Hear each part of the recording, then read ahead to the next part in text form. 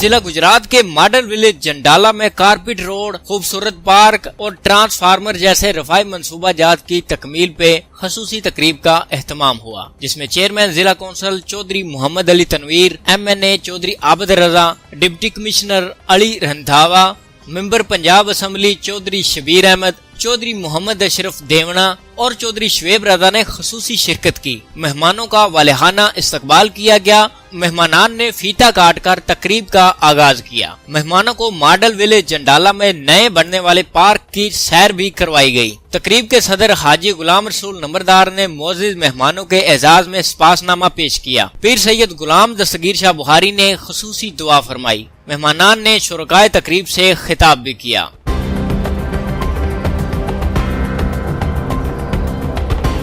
مہمانوں کے اعزاز میں پرتکلف ظہرانے کا اہتمام کیا گیا۔